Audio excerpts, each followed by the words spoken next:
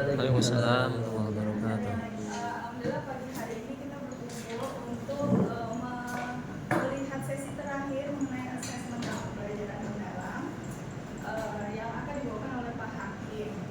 Semoga nanti apa yang Pak Hakim sampaikan bisa langsung kita terapkan di tahun ajaran baru dan bermanfaat bagi kita semua. Demi kelancaran acara pada pagi hari ini, mari kita buka dengan berdoa dulu, membaca Al-Fatihah bersama.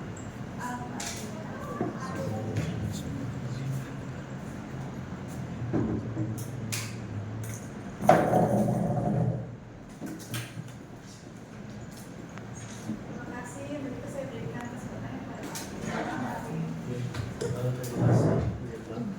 Assalamualaikum warahmatullahi wabarakatuh. Waalaikumsalam warahmatullahi wabarakatuh. Selamat pagi. Pagi. Harus semangat dong. Oke, teman-teman sekalian, sini ada kertas. Bisa dilihat. Langsung ke tasnya, Pak. Jangan lupa. Asesmen.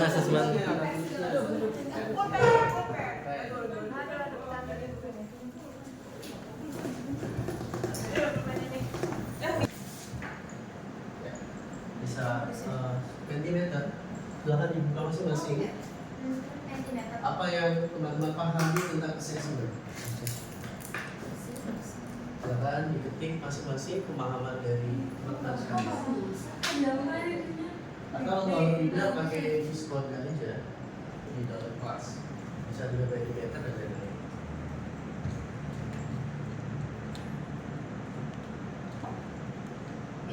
Oke, kita masuk ke dalam materi assessment dalam pembelajaran mendalam atau deep learning. Penilaian atau assessment adalah proses pengumpulan dan pengolahan informasi yang mana hal tersebut dibutuhkan dalam belajar dan capaian pengalaman atau hasil belajar seorang murid. Assessment dapat digunakan beragam teknik. Ada instrumen penilaian yang sesuai dengan tujuan pembelajaran masing-masing. Jadi sesuai dengan apa yang dibutuhkan dalam pembelajaran kita di kelas. Tujuannya adalah untuk memberikan pemahamankah, untuk memberikan pengalamankah, atau untuk memberikan membangun kritik dalam hal dia membelajar. Nah, di sini ada 3 prinsip assessment. Yang pertama prinsipnya keadilan. Jelas keadilan ini menjadikan satu tolak ukur prinsip assessment dalam pembelajaran mendalam. Pertama, pendidikan melakukan penilaian yang sesuai atau yang tidak bias oleh latar belakang seseorang. Jadi kita tidak memandang, oh ini ada kepala sekolah ini, jadi nilainya bagus, ya juga kan. Tapi kita juga harus keadilan, tidak memandang siapa saja. Yang kedua adalah edukatif. Penilaian yang hasilnya digunakan sebagai umpan balik. Umpan balik sebagai kita tenaga pendidik, nah peserta didik dan juga orang tua, meningkatkan proses pembelajaran dan hasil.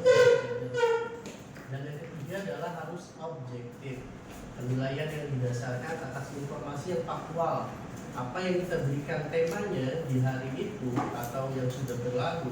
Misalkan temanya tentang sholat, jadi kita nilainya tentang sholat, tidak kita nilai dengan yang hal-hal lain atau perkembangan dari hasil belajar peserta didik.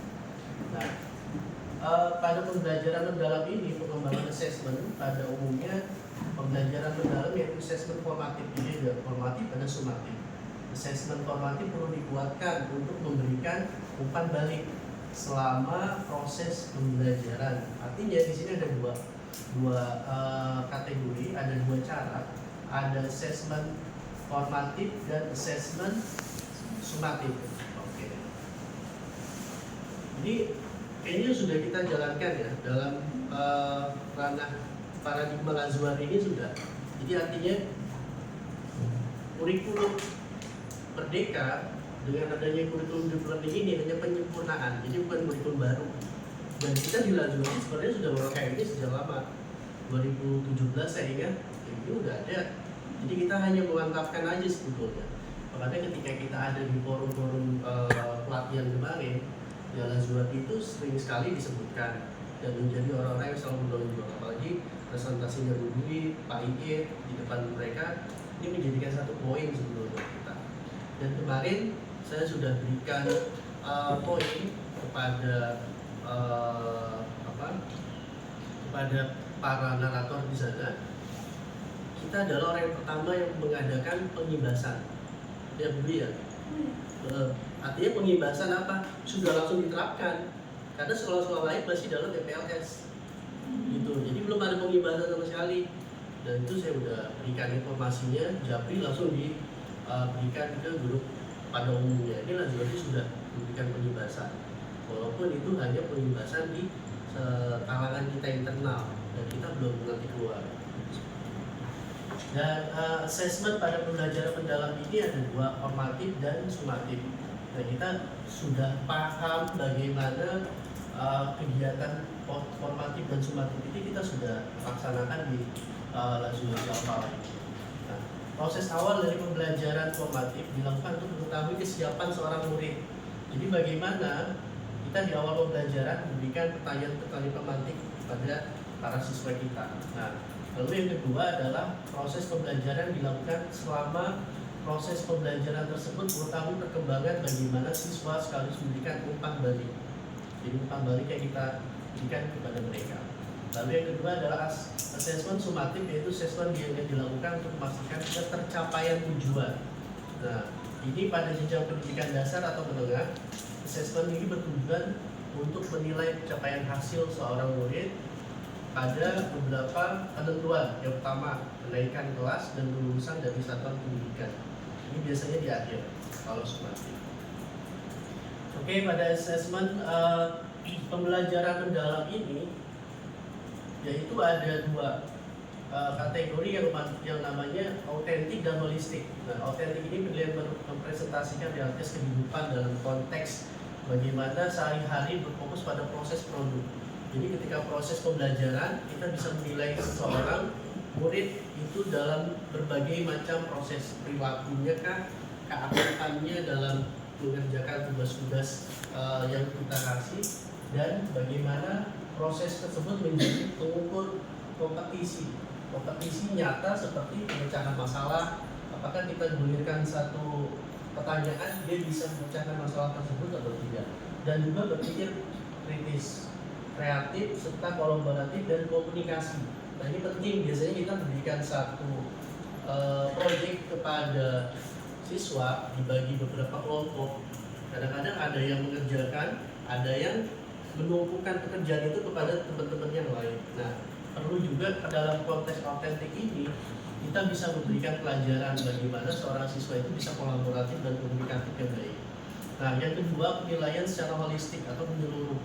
Nah, keseluruhan aspek ini kemampuan siswa secara utuh terpadu dari mulai pengetahuannya, apakah muncul dari keterampilannya, apakah ada inisiatif, dan juga dari sikap kolaboratif ini, sikap dia mau komunikasi dengan temannya, sikap dia untuk apakah proyeknya ini udah selesai atau belum.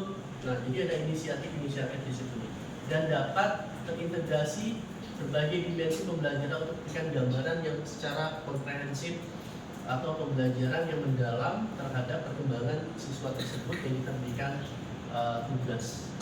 Nah, assessment pada pembelajaran mendalam ini dalam penilaian formatif ada assessment test learning.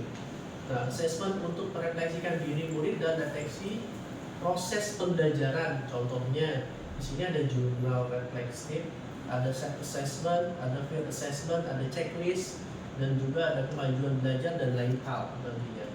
Nah, yang kedua ada assessment for learning, assessment untuk perbaikan proses pembelajaran, di mana siswa contohnya memetakan suatu konsep, nah, atau umpan balik juga bisa kita lakukan dalam proses formatif dan classroom assessment technical atau observasi dan lain sebagainya. Jadi banyak cara bagaimana assessment ini dalam pembelajaran mendalam bisa kita kolaborasikan.